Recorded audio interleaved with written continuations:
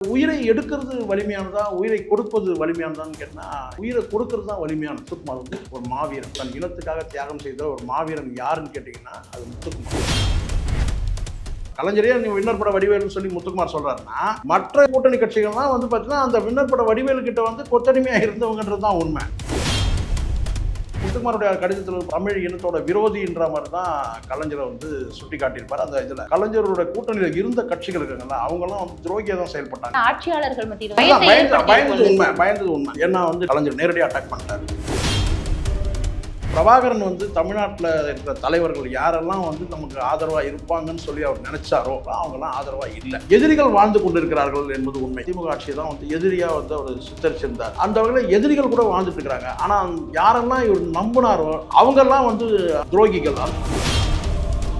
முத்துக்குமாருடைய மரணம் வந்து உயிர் தியாகம் வந்து வீணா போகவே இல்லை. என்ன செஞ்சிருக்குன்னு கேட்டா, துரோகிகளை அடையாளம் காட்டியிருக்கு. எதிரி யார் என்பதை அடையாளம் காட்டியிருக்கு. தமிழ் தேசியத்தை முன்னெடுக்கக்கூடிய நாம் தமிழர் உட்பட பல தமிழ் தேசிய அமைப்புகள், தமிழ் இயக்கங்கள் பின்னாடி இளைஞர்கள் வந்து போறாங்க. அது நாம் தமிழராக இருக்கட்டும் அல்லது வந்து மற்ற இயக்கங்களாக இருக்கட்டும் வந்து பார்த்தீங்கன்னா வந்து ஒரு இயக்கமா ஒரு அமைப்பா மாறினதே தம்பி முத்துக்குமாருடைய மரணத்துக்கு பிறகுதான் நான் சொல்லுவேன்.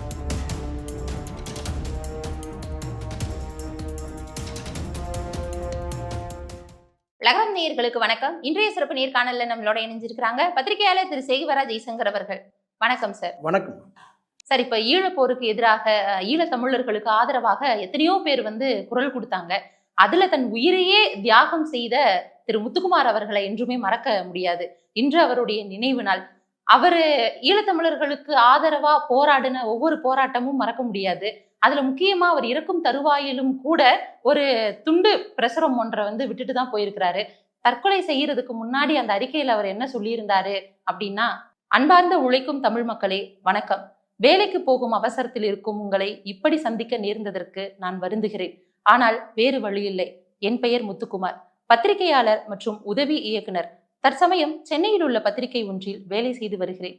உங்களைப் போல்தான் நானும் தினமும் செய்தித்தாளையும் இணையத்தையும் பார்த்து பார்த்து தினம் தினம் கொல்லப்பட்டு வரும் என் சக தமிழர்களை கண்டு சாப்பிட முடியாமல், தூங்க முடியாமல், யோசிக்க முடியாமல் தவிக்கும் எத்தனையோ பேரில் நானும் ஒரு சாமானியன் அப்படின்ற மாதிரி அந்த கடிதத்துல வந்து ஆரம்பிச்சிருக்கிறாரு. அந்த கடிதம் மூலமா அவர் என்ன சொல்ல வந்தாரு, அது மக்களை சென்றடைஞ்சிச்சா, எப்படி சார் இந்த ஒரு தற்கொலை நடந்துச்சு, அதை பற்றிய விவரங்களை கொஞ்சம் சொல்லுங்க சார். தம்பி முத்துக்குமாரோடைய மரணம் வந்து உலகெங்கும் வாழக்கூடிய தமிழர்கள், அது ஈழத்தமிழராக இருக்கட்டும் அல்லது மற்ற தமிழ் எந்த தமிழராக இருக்கட்டும், புலம்பெயர்ந்து வாழக்கூடியவர்கள் அல்லது பரம்பரையாகவே கூட அங்கே வந்து பார்த்தா 4 தலைமுறைகளாக வாழக்கூடியவர்களும் இருக்கட்டும், எங்கே இருந்தாலும் அது தமிழ்நாட்டில் இருக்கிற பரம்பரை தமிழர்களாக இருந்தால் இருக்கட்டும் அல்லது வந்து வேறு எங்கே இருந்தாலும் வந்து தலைமுறை கடந்த தமிழர்களுக்கு வந்து ஒரு பெரிய அதிர்ச்சி, சோகம், வருத்தம், வேதனை நிறைந்த இதயத்தை ரணமாக்குற மாதிரியான ஒரு மரணம் தான் சொல்லணும் முத்துக்குமார். எத்தனையோ தற்கொலைகள் இருக்குது, உயிர் தியாகங்கள்லாம் இருக்குது. திலீபன் அவருடைய வந்து பார்த்திங்கன்னா அவருடைய அந்த உண்ணாவிரத மரணமாக இருக்கணும், அதை விட மிகப்பெரிய உழுக்குச்சின்னு சொல்லலாம். உலகத்தையே உழுக்குன ஒரு மரணம்னா அது தம்பி முத்துக்குமார் தான். தம்பின்றது உரிமையில் சொல்கிறேன், நான் பாசத்தில் சொல்கிறேன்னு கூட எடுத்துங்க. அதனால் அவர் சொன்ன விஷயம் என்னென்னா, ஒரு கையெறுபட்ட நிலையில் நமக்கு யாரெல்லாம் ஆதரவாக இருப்பாங்களோ அவங்கெல்லாம் ஆதரவாக இல்லை அப்படின்றது ஒரு தீர்மானத்துக்கு வந்துட்டார் அவர். இனி வந்து தமிழ் இனத்தை வந்து கொல்லப்படுவது, இளைஞரை கொல்லப்படுவதை எப்படி தடுத்து நிறுத்த முடியும், யாரெல்லாம் நம்ம வந்து வலிமையாக இல்லை துணையாக இருப்பாங்க, ஆதரவாக இருப்பாங்கன்னு வச்சா அவங்கெல்லாம் இல்லவே இல்லை, இனி அவ்வளோதானா, அப்போது இப்போ இந்த எழுச்சி எப்படி வரும், அதாவது இலங்கையில் வந்து ஒரு இனம் வந்து திட்டமிட்டு படுகொலை செய்யப்படுது, கொடூரமாக கொல்லப்படுறாங்க, இதை எப்படி தடுத்து நிறுத்த முடியும், அதுக்கு மிகப்பெரிய புரட்சி தேவை. அப்போ அந்த புரட்சி தேவைன்னா அப்போ என்ன செய்ய முடியும், நாமளே வந்து ஒரு தீக்குச்சியாக மாறிடணும், ஒரு புரட்சி தீ பற்றி எரியறதுக்கு நாம் ஒரு தீக்குச்சியாக மாறிடணுன்ற அந்த ஒரு எண்ணத்தில் வந்து தான் அவர் வந்து இந்த மாதிரி ஒரு உயிர் தியாகம், தற்கொலைன்னு நான் சொல்ல மாட்டேன், அது உயிர் தியாகம். தற்கொலைன்றது கூட வந்து பல விதமான தற்கொலைகள் இருக்குது. அதில் கொடுமையான வந்து பார்த்தீங்கன்னா ஒரு தற்கொலைன்றது வந்து பார்த்தீங்கன்னா வந்து தீயில் வந்து பொசுங்கிறது தான் இருக்கிற தற்கொலையிலேயே கொடூரமான ஒரு தற்கொலை. என்னென்னா தீயில் வந்து தன்னைத்தானே குளுத்திக்கிறதுன்றது, தீயிட்டுக்கிறதுன்றது தான் மிகப்பெரிய கொடூரமான ஒரு தற்கொலை. பட் தற்கொலை செய்கிறது வந்து கோழைத்தனமா வீரமான்றது இன்னும் வந்து ஒரு விவாதமாக இருக்குது. நம்ம அந்த விவாதத்துக்குள்ளே போக வேண்டாம். நான் எப்படின்னு நான் சொல்ல மாட்டேன். ஆனால் ஒரு மரணம் முடிவாகுது, தன்னைத்தானே வந்து பார்த்தீங்கன்னா வந்து மரணித்துக் கொள்ளணும்னு ஒரு முடிவாகும்போது அது எதுக்காகன்றது ஒரு கேள்வி வரும்போது பார்த்தீங்கன்னா முழுக்க முழுக்க தன்னுடைய நலத்துக்காக இல்லை, சுயநலனுக்காக இல்லை, ஒரு இனம் விடுதலை அடையணும், ஒரு இனம் கொல்லப்படுது தடுக்கப்படணும் அப்படின்றதுக்காக வந்து அது செய்யக்கூடிய அப்போ தான் அது உயிர் தியாகமாகும். தனக்காக இல்லாமல் மற்றவர்களுக்காக வந்து பார்த்தீங்கன்னா தன்னுடைய இனத்துக்காக ஒருத்தன் உயிரை கொடுக்குறான்னு சொன்னால் இங்கே உயிரை எடுக்கிறது வலிமையானதா உயிரை கொடுப்பது வலிமையானதான்னு கேட்டிங்கன்னா என்னால் திட்டவட்டமாக என்ன சொல்றேன்னா உயிரை கொடுக்கறது தான் வலிமையானது. ஒரு இனம் விடுதலை அடையணும், அப்போ வந்து போரிட்டு நம்ம வந்து பார்த்தீங்கன்னா வெல்லணுன்றத வந்து ஒரு பக்கம் அது வந்து நீங்கள் வீரமாக சொன்னாலும் அதை தாண்டி மாவீரம் என்பது கேட்டினா அந்த இனம் வந்து விடுதலை அடையணும், ஒரு புரட்சி தீ பற்றி என்ன சொல்லிட்டு உயிரை கொடுக்குறாங்க பார்த்தீங்களா, அந்த முடிவு எடுத்தான் பாருங்க, உயிரை கொடுக்கணும். இதுதான் மாவீரம். அததான் இன்றைக்கும் வந்து கேட்டால் நீங்கள் என்னதான் சொன்னாலும் வந்து பார்த்தீங்கன்னா தற்கொலை செய்து கொண்டு இறந்தால் கூட முத்துக்குமார் வந்து ஒரு மாவீரன், தியாகம் செய்த மாவீரன், தன் இனத்துக்காக தியாகம் செய்த ஒரு மாவீரன் யாருன்னு கேட்டிங்கன்னா அது முத்துக்குமார். எல்லாருமே ஈழத்தமிழர்களுக்காக குரல் கொடுத்துட்டு இருந்தாங்க. அந்த வரிசையில இவர் இறப்பின் அளவிற்கு போறாருன்னா அந்த வழி எந்த அளவுக்கு இங்க ஆட்சியாளருடைய நடத்தை தான் இங்க ரொம்ப ரொம்ப முக்கியமான ஒரு விஷயமா பார்க்க போறது. என்னன்னு கேட்டீங்கன்னா இங்க ஆட்சியாளர்கள் வந்து அந்த மாதிரி ஒரு நிலைப்பாட்டில் இருந்தாங்க. அது அன்றைக்கு இருந்த காங்கிரஸ், மத்தியில் இருந்த காங்கிரஸும் சரி, இங்கே வந்து பார்த்தீங்கன்னா இந்த திமுக அரசும் சரி ஆதரவாக இல்லை. எல்லாமே ஒரு மேல்பூச்சி நடவடிக்கை தான், ஒரு என்ன சொன்னால் ஒரு ஐவாஷ் தான் நடக்குது. இங்கே உண்மையாக வந்து பாதுகாக்கல, அங்கே கொல்லப்பட்டுகிட்டே இருக்கிறாங்க, இங்கே பேச்சுவார்த்தைங்கிறாங்க, உண்ணாவிரதன்றாங்க, மனு கொடுக்குறேங்கிறாங்க. அப்படின்னும் போது தமிழ்நாடு அரசு மேலே இங்கே வந்து தமிழ்நாட்டோட பிரஜை தம்பி அப்படின்னு தமிழ்நாட்டு குடிமகன் போது பார்த்தீங்கன்னா இங்கே இருக்கிற ஆட்சியாளர்கள் ஏதாவது செய்வாங்கன்னு பார்த்தா யாரும் செய்யலை, எல்லாமே வந்து ஏமாற்று நடவடிக்கையாக இருக்குதுன்னும் போது ஒரு முடிவு எடுக்கிறாரு. அப்போ என்ன செய்யறாருன்னா சாஸ்திரி பவன் முன்னாடி வந்து இதே நாள் 2009 இதே நாள் நேராக வந்து இருக்குன்னா ஒரு துண்டு பிரசங்களை வீசி எரிஞ்சிட்டு தற்கொலை பண்ணிக்க. அப்போ நான் வந்து எந்த பகுதியில் இருக்குன்னா நான் அன்னைக்கு வந்து நல்லா தெரியும் இந்த மாதிரி ஒரு செய்தி வரும்போது நான் அப்போ 1000 லைட் பகுதியில் தான் நான் வண்டியில் வந்துட்டு இருக்கிறேன் அப்படின்னு சொன்னேன். அப்போ வந்து மிகப்பெரிய அளவில் ஒரு கலவரம் ஆயிடுச்சு. யாருமே தடுக்கலையா? தடுக்க முடியாத சூழ்நிலை அது. நான் வந்து வித்தின் எல்லாமே ஒரு குறிப்பிட்ட ஒரு மணித்துளிகளில் நடந்த விஷயன்றதுனால அங்கே வந்து அவர் வீரவசமாக பேசிட்டு அதுக்கப்புறம் அந்த துண்டு பிரசங்களை வீசி எரிஞ்சிட்டு அங்கே வந்து பார்த்தீங்கன்னா கொண்டு போன இந்த திட்டமிட்டு வந்துட்டார்ல ஒரு மனிதர் வந்துட்டு போகும்போது அப்போ அங்கே வந்து பார்த்தீங்கன்னா ஒரு பொது இடம் தானே அது. சாஸ்திரி பவனுக்கு ஒரு அரசு அலுவலகம் தான். அரசு அலுவலகம்னா நான் குறிப்பிட்ட ஒரு அதிகாரம் இல்லாமல் பலவிதமான அலுவலகங்கள் அங்கே இருக்கு. சரி, எப்படி இருந்தாலும் சாஸ்திரி பவன் நிறைய பேர் சாஸ்திரி பவன் குறிப்பிட்ட ஒரு அலுவலகன்றது கிடையாது. சாஸ்திரி பவன்ன்றது ஒரு இடம், அது ஒரு கட்டிடம், அரசு. அங்கே வந்து 50க்கும் மேற்பட்ட அரசு நிறுவனங்களே உள்ள இருக்கு. அப்போ ஒரு பொது இடமா ஆயிடுது அந்த இடம். அப்போ எல்லாமே ஒரு குறிப்பிட்ட மணித்துளிகள்ல இந்த விஷயம் நடந்துடுது. அவரு தீக்குளிச்சு இறந்திருக்கிறாருங்கும் பொழுது மண்ணெண்ணெய் இதெல்லாம் ஊற்றி தானே சரி இருந்திருப்பாங்க. அதனால எப்படி சார்? அதுதான் அந்த இடத்துல வந்து பார்த்தீங்கன்னா அங்கே செக்யூரிட்டிஸ் கண்டிப்பாக இருப்பாங்க, ரெகுலராக இருக்கிற இடம் தான் அது.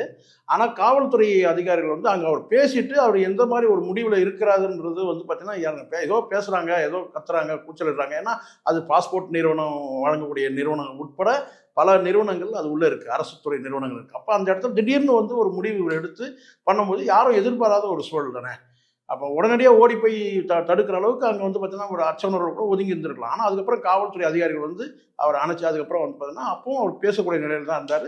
அவர் பேசுகிற சில வார்த்தைகள் பார்த்து ஒரு காவல்துறை சம்மந்தப்பட்ட ஒரு அதிகாரியே வந்துக்கிட்டுனா இவ்வளோ தைரியமாக, இவ்வளோ தெளிவாக, இவ்வளோ அறிவோடு பேசக்கூடிய தம்பி நீ ஏன்பா இந்த மாதிரி ஒரு முடிவு எடுத்தேன்னு சொல்லி கேட்டதாக கூட பதிவுகள் இருக்குது. ஸோ அதனால் அவர் எடுத்தது என்னன்னு கேட்டால் அவர் மரணத்தோட நோக்கம் என்னென்னா ஒரு இன விடுதலை.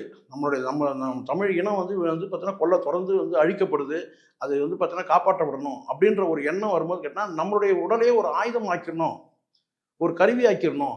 இதை வச்சு வந்து பார்த்தீங்கன்னா வந்து தமிழ் இளைஞர்கள், தமிழ் மாணவர்கள், சட்டக்கல்லூரி மாணவர்கள் உட்பட அனைத்து தரப்பினரும் வந்து பார்த்தீங்கன்னா இதை என்னோட உடலையே வந்து பார்த்தீங்கன்னா ஒரு தீப்பந்தமாக ஏந்தி அவன் வந்து போராடணும், மிகப்பெரிய அளவு புரட்சி வெடிக்கணுன்றதுக்காக பண்ணது தான் வந்து இந்த உயிர் தியாகம். தவிர வேற தனிப்பட்ட உள்நோக்கம் எதுவுமே கிடையாது. அந்த அளவுக்கு தெளிவா அவர் பேசக்கூடிய இறக்கத்துக்கு முன்னாடி தெளிவா பேசக்கூடிய மனநிலையில் தான் அவர் இருந்தார். இதான் தன்னுடைய இறுதி போராட்டம் ஸ்டேட்மெண்ட்டே அதுதானே. இப்போ வந்து இறந்துட்டாரு, துண்டு பிரசனம் போட்டாங்கன்னா கூட வேற ஏதாவது வந்து கதையை கட்டிடுவாங்க, திசை திருப்ப முடியும்னு சொல்ல வரேன், மடைமாற்றம் செய்ய முடியும், இதுதான் காரணம்னு சொல்லிட்டு. ஆனால் கொலையே வந்து மடைமாற்றம் பண்ணுறவங்க இருக்கிறான், காதல்னு சொல்கிறான், குற்றங்களுக்கு வந்து பார்த்தீங்கன்னா மடைமாற்றம் காதலை பயன்படுத்துகிறான். ஆனால் ஒரு இளைஞர் அடிப்படையில் ஒரு தெளிவாக இவர் பேசுனதுனால துண்டு பிரசங்களை வெளியிட்டு இவர் வந்து அறிக்கை மூலமாக வெளியிட்டது மட்டும் இல்லாமல் பேசக்கூட மனநிலையில் அவர் இருந்ததுனால முழுக்க முழுக்க இது வந்து ஒரு இலங்கை தமிழர்களுக்காக ஒரு இன விடுதலைக்காக செய்யப்பட்ட தியாகம், உயிர் தியாகம். எப்படி சார் அந்த நிலையில வந்து அந்த துண்டு பிரசுரத்தை யாரு வந்து எடுத்தாங்க, எப்படி அவரு வந்து தம்பி முத்துக்குமார் வந்து ஒரு துண்டு பிரசுரத்தை வீசுறாரு, ஒரு 4 பக்கம் உள்ள துண்டு பிரசுரம். அதுல வந்து ஆட்சியாளர்கள் பற்றி, குறிப்பா கலைஞர் அவர்களை பற்றி வந்து திமுக அரசு பற்றி அவர் குறை சொல்றாருன்றத விட குற்றம் சாட்டுறாருன்னே சொல்ல முடியும். தமிழின மக்களுக்கு வந்து அவர் ஆதரவாக இல்லை, ஈழத்தமிழுக்கு ஆதரவாக இல்லைன்றதை வந்து சுட்டி காட்டுற மாதிரி அவர் நாடகம் தான் நடத்துறாரு கலைஞர், திமுக அரசு அப்படின்ற மாதிரி சுட்டி காட்டுறாரு. துணிவா வந்து சொல்லக்கூடிய அந்த மாதிரி சொல்றாரு. அது வந்து ஒரு 4 வரி படிக்கிற பாருங்க. அது அந்த பகுதியில் வந்து பார்த்தீங்கன்னா 3வது பகுதியிலேயே அவர் என்ன சொல்றாருன்னா, கலைஞரா நாடாளுமன்ற உறுப்பினர்கள் ராஜினாமா செய்வார்கள் என்று அப்பொழுதும் அவர் அறிவிப்பார், பிறகு மத்திய அரசை புரிந்து கொள்வார், பிறகு மறுபடியும் சரியான முடிவை எடுக்க வேண்டி சட்டமன்றத்தில் தீர்மானம் நிறைவேற்றுவார். இந்த வாரம் இதுவரைக்கும் என்னை எவனும் தொட்டதில்லை என்ற விண்ணர் பட வடிவேல் காமெடியைப் போல காகிதம் எதையும் சாதிக்காத மக்களே இப்பொழுது உலக தமிழின தலைவர் என்ற பட்டப்பெயரை சூட்டிக்கொள்ளவும் தமிழ்நாட்டில் இருக்கும் பணத்தை எல்லாம் தன் குடும்பத்திற்கே உரித்தாகவும் விரும்புகின்ற தேர்தல் கால தமிழர் கலைஞர் மக்களின் கோபத்தை எதிர்கொள்ள பயந்து மருத்துவமனையில் போய் ஒளிந்து கொண்டுள்ளார். தனது மந்திரிகளுக்கு அவசியப்பட்ட துறைகளுக்காக சண்ட பிரசண்டம் செய்து சதிராடிய இந்த சூரப்புலி உண்மையில் தமிழர்களுக்காகவோ செய்தது என்ன? ஒரு முறை அவரே சொன்னார், தேனெடுத்தவன் புறங்கை நக்காமலா இருப்பார் என்று. இவர் பம்மலாட்டத்தை எல்லாம் பார்த்தால் ரொம்பவே நக்கி இருப்பார் போல் இருக்கிறது அப்படின்னு சொல்லிட்டு கடுமையா வந்து கலைஞரை சாடிட்டு தான் அவர் போய் உயிர் தியாகத்தம் பண்றாரு. அடுத்தடுத்து நிறைய அவர் சொல்றார், தனித்தனியா சொல்றாரு. தமிழ்நாட்டு இளைஞர்களுக்கு, சட்டக்கல்லூரி மாணவர்களுக்கு தனியா சொல்றாரு, அந்த பகுதியா தமிழ்நாட்டில் இருக்க காவல்துறை இளைஞர்களுக்கு சொல்றாரு. இப்படி வந்து நீங்கள்லாம் வந்து அதிகார வர்க்கத்துக்கு வந்து நீங்கள் சேவை செய்கிற மாதிரி இருக்கிறீங்க, ஆனால் வந்து இவங்க எப்படி ஆட்சியாளர் உங்களை எப்படி நடத்துகிறாங்க அப்படின்லாம் எல்லாம் விரிவாக சொல்கிறார். அது காவல்துறையை சாடவோ இல்லை வந்து குறிப்பிட்ட ஒரு இது யாரையும் அவர் சாடலை. ஆனால் அவர் சாடக்கூடியது, முத்துக்குமார் சாடக்கூடியது எல்லாமே தமிழ்நாட்டோட அரசியல் தலைமையை தான் அவர் சொல்கிறார். இவங்க வந்து பார்த்தீங்கன்னா நமக்கு ஆதரவாக இல்லை, அது காங்கிரஸாக இருக்கட்டும், வந்து பார்த்தீங்கன்னா தமிழ்நாடு அரசாக இருக்கட்டும், போட்டியிடக்கூடிய எல்லா கட்சிகளுக்கும் சேர்த்து ஒட்டுமொத்தமா சொல்ல. ஆனா நடைமுறையில அதுதான் நடந்துச்சு. அவர் சொன்னது என்ன கேட்டா, என்னுடைய உடலை வந்து நீங்க துருப்புச்சிட்டா எடுத்துக்கோங்க, இதை வந்து நீங்க வந்து ஒரு போராட்டமா கொண்டு போங்க, வலிமையான ஒரு போராட்டமா மாத்துங்கன்னு சொன்னாங்க. ஆனால் வந்து என்ன நடந்துச்சு அப்படின்னு சொன்னா, ஏற்கனவே வந்து என்ன முனைப்பு, யார் இதை வந்து அரசியல் கட்சிகள் எல்லாரும் இதை அவருடைய பாடியை டேக் ஓவர் பண்ணிட்டாங்க. அதுதான் கொஞ்சம் மாறி நடந்துச்சு. என்னன்னா, அதை பற்றியும் எழுதியிருந்தாரு. அதை பற்றி அதுதான் சொல்றேன். அவர் என்ன சொன்னாரு கேட்டா, என்னுடைய உடலை கைப்பற்றி மிகப்பெரிய போராட்டம் முன்னெடுங்க அப்படின்னு சொல்லிட்டு மெழுகுவத்தி ஏந்தி போராடின மக்கள் வந்து பார்த்தீங்கன்னா எல்லார் மக்களுக்கும் அந்த எண்ணம் இருந்தால் கூட அது குறிப்பிட்ட ஒரு அரசியல் பார்வையாக பார்க்கப்பட்டு இந்த திமுகவோட இந்த கூட்டணி கட்சிகள், அது விசிகாவாக இருக்கட்டும், அது வந்து பாமக இருக்கட்டும், அது வந்து மதிமுக இருக்கட்டும், இவங்கெல்லாம் வந்து உள்ள நுழைஞ்சு என்ன பண்ணிட்டாங்கன்னா ஒரு அரசியல் பார்வையோட வந்து அணுகி அதை கொண்டு போய் சீக்கிரமா எப்படி வந்து இதை அடக்கம் பண்ணணும். அவர் எதிர்பார்த்து மாணவர்கள் இளைஞர்கள் வந்து உடலை கைப்பற்றி மிகப்பெரிய போராட்டமா முன்னெடுப்பாங்க, மிகப்பெரிய புரட்சி ஏற்படும் அப்படின்னு பார்த்தாரு. ஆனா அந்த புரட்சியை மழுங்கடிக்கிற வேலையில மற்ற அரசியல் கட்சிகள் இறங்கிட்டாங்க. சட்டக்கல்லூரி, ஏன்னா அமைப்பு ரீதியா இல்லை, சட்டக்கல்லூரி மாணவர்கள்லாம் தமிழ்நாட்டில் வந்து அமைப்பு ரீதியா இல்லை. ஒரு காலத்தில் இருந்தது, அதுக்கப்புறம் அடுத்தடுத்துன்னு கேட்டால் இப்போ கம்யூனிஸ்டுகள் அதை முன்னெடுக்கணும். கம்யூனிஸ்டுகள் உட்பட எல்லாமே அரசியல் பார்வையில் பார்த்துட்டாங்க அந்த மரணத்தை வந்து இது ஒரு அரசியலாக பார்த்து சீக்கிரமாக எப்படி இப்போ என்ன இவங்க செஞ்சாங்கன்னா, பின் விளைவுகள் யோசிக்காமல் இந்த அரசியல் கட்சிகளை என்ன செஞ்சாங்கன்னா வந்து முத்துக்குமாருடைய அந்த உயிர் ஏற்கனவே எரிந்து போன ஒரு மனிதர் மறுபடியும் வந்து கொண்டு போய் எரிக்கணுன்ற முடிவுக்கு அவங்க வந்துட்டாங்க. அதுக்காக என்ன பண்ணுறதுன்னு ஒரு கேள்வி வரும். அவர் சொன்ன நோக்கம் என்னன்னு கேட்டிங்கன்னா, என் பாடி அப்படியே வச்சுக்கின்னு சொல்ல, அவர் வந்து பார்த்தீங்கன்னா இதை வந்து ஒரு எழுச்சியாக மாறுற வரைக்குமாவது அடக்கம் பண்ணாமல் இருக்கணுன்றது தான் அது வார்த்தை. இப்போ ஒரு இறந்துட்டாரு, ஒருத்தர் தற்கொலை பண்ணி இறந்துட்டாரு, அந்த பாடி அப்படியே வச்சிருக்கிறதுன்றது கிடையாது. அதை பதப்படுத்தி வைக்கலான்றது வேற விஷயம். ஆனால் என்னை வந்து பார்த்தா மிகப்பெரிய புரட்சி பற்றி எரிகிற வரைக்கும் நீங்கள் என்னுடைய பாடியை பயன்படுத்துகின்றது தான் அர்த்தம். உடல் அடக்கம் செய்யாமல் இருந்தால் கூட ஒரு மிகப்பெரிய புரட்சி ஏற்பட்டிருக்கும். ஆனால் அந்த நேரத்தில் வந்து கேட்டால் தமிழ்நாடு முழுவதும் இருந்து வரக்கூடிய இளைஞர்கள் ஆங்காங்கே தடுக்கப்பட்டாங்க.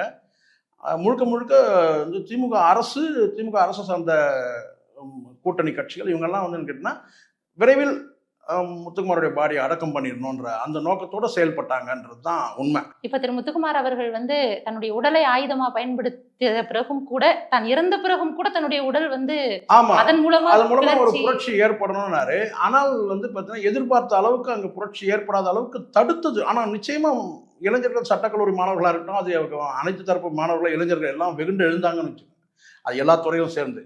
ஆனால் வந்து மற்ற அரசியல் கட்சிகள் வந்து என்ன சொன்னா திமுக அரசுக்கு ஆதரவாகவும் இருந்துட்டு அதை வந்து பார்த்தீங்கன்னா பெரிய அளவில் எழுச்சி ஏற்படாம அதை வந்து பார்த்தீங்கன்னா தடுத்துட்டாங்கன்றது தான் உண்மை.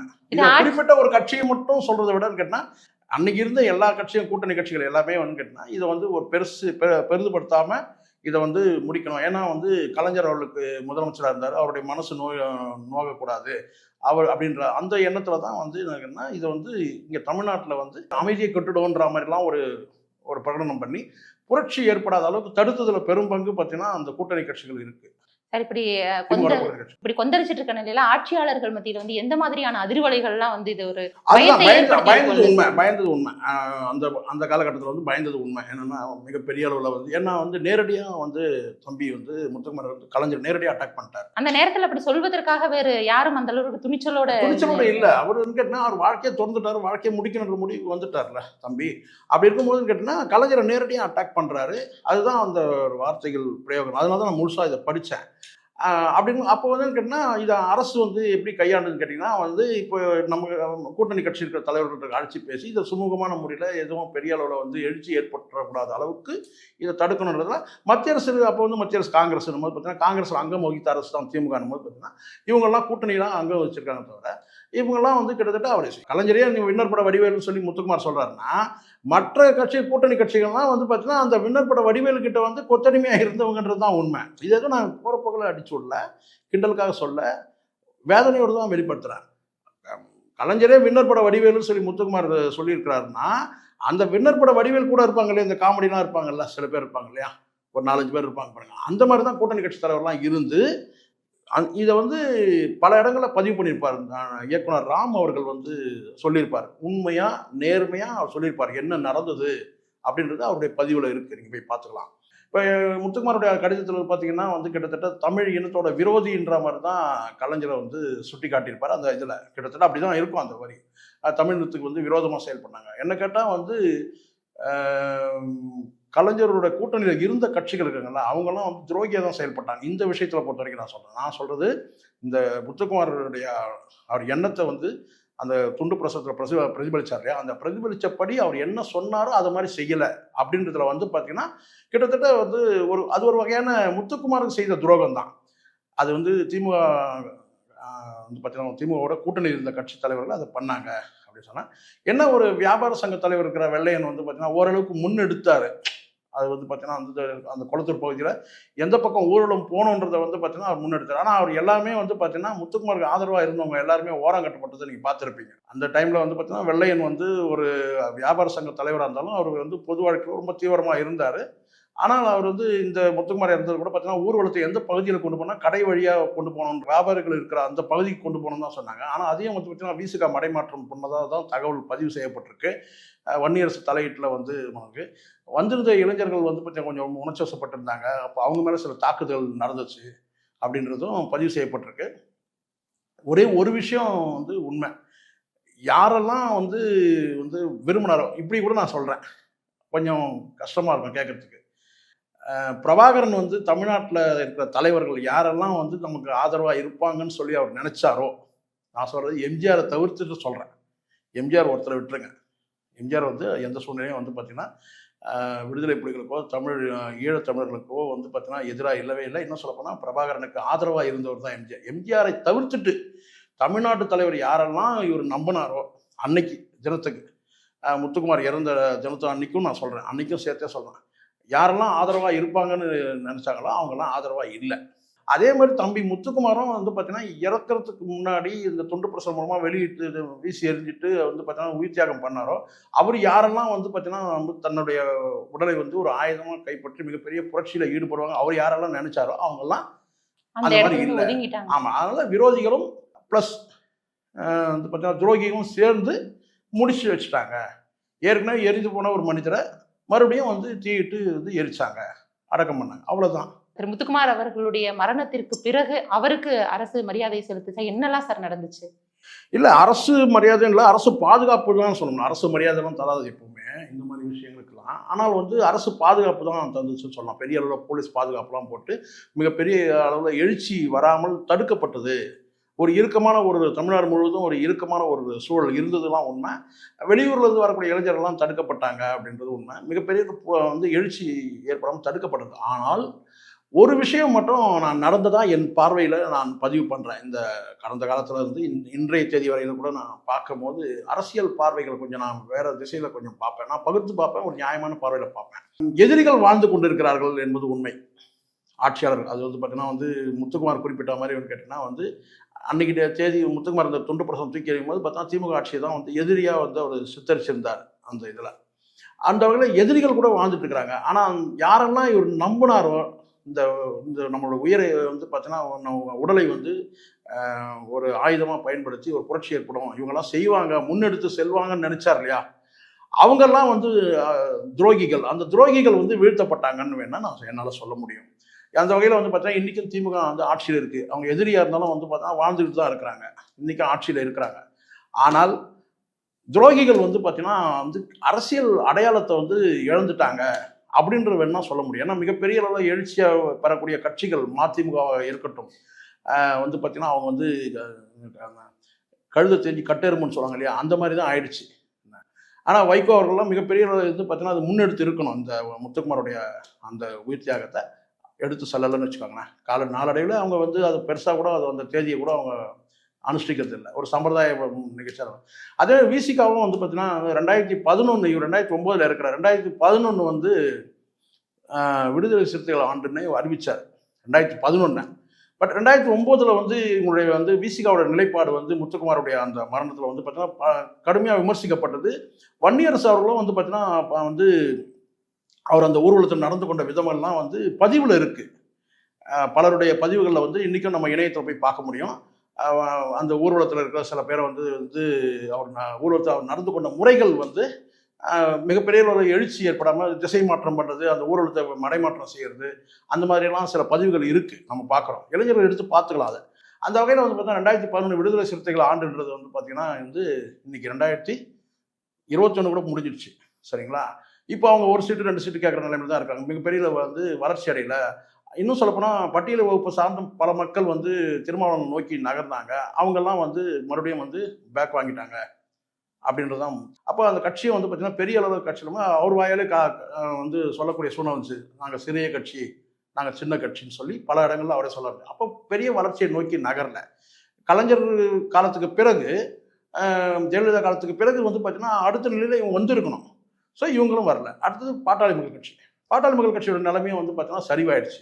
ஆனால் இவங்க எல்லாருமே கேட்டால் கிட்டத்தட்ட விடுதலை புலிகளுடைய பிரபாகரனுடைய அன்பை பெற்றதா சொன்னவங்க, நம்பிக்கை பெற்றதா சொன்னவங்க, பெரிய அளவில் வந்து பார்த்தீங்கன்னா அவங்களுடைய ஆதரவு பல வகையான ஆதரவை பெற்றதா சொன்னவங்க தான் இந்த 3 இயக்கம். விசிகாவாக இருக்கட்டும், பாமகவாக இருக்கட்டும், வந்து மதிமுக இருக்கட்டும். இந்த 3 கட்சிகளுமே வந்து பார்த்தீங்கன்னா கிட்டத்தட்ட வந்து ஒரு தேய்மானத்தில் வந்து போயிடுச்சு, அடுத்த நிலை எட்டலை, நம்பிக்கை எட்டலை. அதுக்கு காரணம் கேட்டிங்கன்னா முத்துக்குமார் மரணத்துக்கு பிறகு வந்து அந்த தமிழ் தேசியத்தை முன்னெடுத்த வந்து இளைஞர்கள், மாணவர்கள், அவர் யாரையெல்லாம் சுட்டி காட்டினாரோ தம்பி முத்துக்குமார், அந்த மாணவர்கள், இளைஞர்கள் எல்லாருமே வந்து நான் கேட்டிங்கன்னா இவங்களுக்கு பின்னாடி அணிவகுக்கிறத விட்டுட்டாங்க அப்படின்ற ஒரு பார்வை இருக்குது. அந்த அமைப்புகள் எல்லாரும் பல வகையாக சேர்ந்து தான் நாம் தமிழர் என்ற அமைப்பு அதுக்கு பிறகு வந்து உருவாகுது.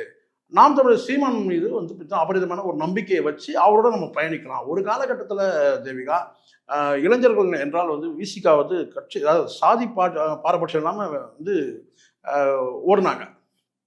வைகோ வந்து அவர் என்ன சமூகன்றதெல்லாம் பார்க்கவே இல்லை, வைகோ பின்னாடி ஓடினாங்க. அதுக்கு பிறகு சாதி வந்து பார்க்காம என்னன்னு கேட்டிங்கன்னா சாதி இதெல்லாம் பார்க்காம திருமாவளவன் பின்னாடி ஓடினாங்க இளைஞர்கள். ஸோ இந்த இளைஞர்கள் ஒரு பக்கம் அன்புமணி பின்னாடி கூட வகுத்தாங்க. என்னன்னு கேட்டால் பாட்டாளி மக்கள் கட்சியாக கூட இருந்துக்கிட்டோம், வன்னியர் கட்சியாக கூட இருக்கட்டும், ஆனால் வந்து நம்பிக்கை பெற்ற தலைவராக இருந்தார், ஒபாமா மாதிரியே பார்க்குறாரு, போஸ்டர்லாம் ஒட்டுறாரு சொல்லிட்டு இளைஞர்கள்லாம் பின்னாடி போனாங்க. யார்? அன்புமணி பின்னாடி. இப்படி இந்த இளைஞர்கள் எல்லாரையுமே அவங்க இழந்துட்டாங்க. எப்போ? 2009க்கு பிறகு இளைஞர்களுடைய நம்பிக்கை, அடுத்த தலைமுறையோட நம்பிக்கையை வந்து இந்த கட்சிகள் எல்லாமே 3 கட்சிகளுமே வந்து இழந்துட்டாங்க. அதனால அவங்க வந்து இன்னைக்கு அவங்களுடைய வேற என்ன தோல்வியா இருக்கும்? ஆரம்பிச்ச இடத்துல போய் நிற்கிறாங்க. கிட்டத்தட்ட கோபாலபுரத்துக்கு கொத்தடிமையாக தான் இருக்கிறாங்க. இந்த 3 கட்சியிலுமே வந்து பார்த்தீங்கன்னா வந்து கோபாலபுரத்துக்கு கொத்தடிமை சொன்னா அது கலைஞர் இருந்தாலும் சரி, கலைஞர் பிறகு அடுத்த நிலையில் இருக்கிற மு.க. ஸ்டாலின் அவர்கள் தலைமையிலும் சரி, அதுக்கு பிறகு வந்து உதயநிதி கிடையாது, அதுக்கப்புறம் இன்பநிதி வந்தால் கூட வந்து ஒரு அடிமை சேவகம் செய்வதற்கு தான் இவங்க தயாராக இருக்கிறாங்க. அப்போது இந்த இடத்துல முக்கியமான கேட்டிங்கன்னா இளைஞருடைய நம்பிக்கை இல்லை. அப்போ இளைஞருடைய நம்பிக்கை யாருக்குன்னா இப்போ வந்து பார்த்தீங்கன்னா சீமான் கிட்ட இருக்குது. சீமான் வந்து நம்பி பயணிக்கிறாங்க. அடுத்து அப்போ வந்து சீமான் வந்து ஒரு இயக்குனர் தான். பல இயக்குனர்கள் இருந்தாங்க. அமீர் வந்து பல பேர் இருந்தாங்க. ஸோ இவங்கெல்லாம் வந்து ராம், வெற்றிமா இவங்கெல்லாம் வந்து இளைஞர் அப்போலாம் அமைப்பு ரீதியாக இல்லை. அதுக்கு பிறகுதான் அமைப்பாக வந்து இவங்க திரள்றாங்க. அதுக்கு பிறகுதான் கேட்டால் இதெல்லாம் இவங்க மேலெல்லாம் நம்பிக்கை எழுந்துறாங்க. திருமாவளவன் பேர்லையோ, வைகோ பேர்லையோ, பாட்டாளி மக்கள் கட்சி இருக்கிற அன்புமணி பேர்லையோ இவங்க மேலே வந்து நம்பிக்கை எழுந்து ஒரு அமைப்பு ரீதியாக ஒரு வலுவான ஒரு அமைப்பு உருவாகுது. அது நாம் தமிழர் சீமான் தலைமையில் போய் இணைகிறாங்க. சீமானுடைய அந்த அஜெண்டாவேன்னு கேட்டிங்கன்னா ஈழத்தமிழர் அந்த விடுதலை, இன விடுதலை பற்றி பேசுறதுனால இளைஞர்கள் வந்து இன்னைக்கு வந்து சீமான் பின்னாடி இருக்கிறாங்க. இதுதான் வெளிப்படையான உண்மை. இளைஞர்கள் வந்து நம்புறாங்க, சீமானை நம்புறாங்க அப்படின்றது உண்மை. இந்த இடத்துல நான் இன்னொன்று நான் சொல்றேன். முத்துக்குமாருடைய உயிர் தியாகம் எந்த அளவுக்கு வந்து வந்து ஒரு பலன் அளிச்சுது, என்ன அதனால கிடைச்சிது, வீணா தானே போச்சுன்னா, முத்துக்குமாருடைய மரணம் வந்து உயிர் தியாகம் வந்து வீணா போகவே இல்லை. என்ன செஞ்சிருக்குன்னு கேட்டா துரோகிகளை அடையாளம் காட்டியிருக்கு, எதிரி யார் என்பதை அடையாளம் காட்டியிருக்கு. இதை விட என்ன வேணும்? இதுதான் வந்து பார்த்தீங்கன்னா என்ன கேட்டால் வந்து முத்துக்குமாருடைய அந்த உயிர் தியாகம் வந்து ஒரு விஷயத்தை நம்ம குறிப்பிட்டு நமக்கு அடையாளம் காட்டியிருக்கே. யார் நம்ம இனத்தோட எதிரி யார், துரோகி யார், அடையாளம் காட்டியிருக்கு. இது ஒன்றே நமக்கு வந்து பார்த்தீங்கன்னா அவருடைய அந்த என்ன சொன்ன அந்த விடுதலை வேட்கை இருக்குல்ல, இன விடுதலை வேட்கைக்கான அந்த தியாகம் இருக்குல்ல, அது வந்து பார்த்தீங்கன்னா வீணா போகலை. நமக்கு யார் வந்து இன்னைக்கு இருக்கிற இளைஞர்கள், அடுத்தடுத்து வரக்கூடிய இளைஞர்கள் வந்து பார்த்தீங்கன்னா இன்னைக்கு தமிழ் தேசியத்தின் பின் நோக்கி பயணிக்கிறாங்கன்னு சொன்னால், இல்லை முன்னெடுத்து செய்கிறாங்க, தமிழ் தேசியத்தை முன்னெடுத்து சொல்கிறாங்கன்னா இவங்கெல்லாம் ஏன்னு கேட்டால் முத்துக்குமாரோட தம்பிகள் தான் இன்னைக்கு வந்து வந்து இந்த தமிழ் தேசியத்தை முன்னெடுத்து செல்வாங்க. அவங்க யார் பின்னாடி அணிவகுக்கணுன்றதை அவங்க தீர்மானிக்கிறாங்க. யார் துரோகின்றதை அவங்க தீர்மானிக்க, யார் எதிரின்றதை அவங்க தீர்மானிக்கிற முடிவு பண்ணுறாங்க அப்படின்றது தான். அதனால வந்து முத்துக்குமாருடைய உயிர் தியாகம் வந்து வீண் போகலை அப்படின்னு நான் பார்க்குறேன். சில பேர் சொல்கிறாங்க வீணா போயிட்டாருங்க, இன்னைக்கு காலைல கூட சொன்னாருங்க ஏன் வீணா போயிட்டாங்க அப்படின்னா, நான் சொல்கிறேன் அவன் வீணா போகலை. அவன் வீணா போயிட்டான்னா இன்னைக்கு வந்து பார்த்தீங்கன்னா விசிகான்ற மிகப்பெரிய கட்சி ஒரு 10 எம்பியோட உள்ள இருந்திருப்பாங்க, இல்லை ஒரு 5 எம்பியோட உள்ள இருந்திருப்பாங்க, தனித்து போட்டிட்டு இருந்திருப்பாங்க. இல்லை வைகோ வந்து பார்த்தீங்கன்னா ஒரு தனித்து போட்டிட்டு ஒரு 5 எம்பியை உள்ள கொண்டு போயிருப்பாரு, பாராளுமன்றத்துக்கு கொண்டு போயிருப்பாரு, இல்லை சட்டமன்றத்துக்கு ஒரு 50 பேரை கொண்டு போயிருப்பாரு. இல்லை பாட்டாளி மக்கள் கட்சியும் வந்து பார்த்தீங்கன்னா சாதியை பின்புலமாக வச்சவங்க கூட அவங்களால நிற்க முடியல. அப்போ இது எது காட்டுன்னு கேட்டீங்கன்னா துரோகம். அந்த இனத்துக்கு வந்து பார்த்தீங்கன்னா இவங்கெல்லாம் வந்து இலங்கை தமிழர் பிரச்சனையை முன் வச்சு அறுவடை செஞ்சாங்க. பகிரங்கமா சொல்றேன், என்னுடைய அரசியல் பார்வை சொல்றேன். இவங்கெல்லாம் ஒரு வகையில வந்து பாத்தீங்கன்னா வந்து திமுக கூட நம்ம ஆதரிக்க முடியும், அதிமுக கூட ஆதரிக்க முடியும். ஆனா இவங்கெல்லாம் வந்து பாத்தீங்கன்னா இவங்கெல்லாம் நம்மளை வந்து பாத்தீங்கன்னா நம்பி இவங்களோட நம்ம வந்து பயணிச்சோம். இவங்கெல்லாம் வந்து பாத்தீங்கன்னா ஒரு வலிமையா ஒரு ஆதரவா இருப்பாங்க இலங்கை தமிழருக்கு சொன்னா. பரஸ்பரம் ஒரு சம்பிரதாயத்துக்கு தான் இவங்க வந்து போராடக்கூடிய தலைவர் ஆயிட்டாங்க. எல்லாமே கோபாலபுரத்துக்கு கொத்தடிமை ஆயிட்டாங்கன்னு. அப்போ இவங்க எதுக்கு இவங்க கிட்ட இருக்கணும்? மெயின் ஓனர் யாருன்னு கேட்டீங்கன்னா இவங்களே ஒரு மெயின் ஓனர்கிட்ட வந்து பார்த்தீங்கன்னா ஒரு சப் ஓனராக இருக்கிறாங்க.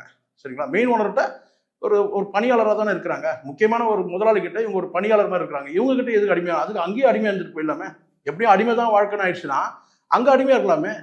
இந்த ஏற்கனவே இவங்களே ஒரு கொத்தடிமையாக இருக்கிறாங்கன்னு சொன்னால் இந்த கொத்தடிமை கிட்ட போய் நம்ம ஏன் அடிமையாக இருக்கணும் அப்படின்றத இளைஞர்கள் புரிஞ்சுக்கிட்டாங்க.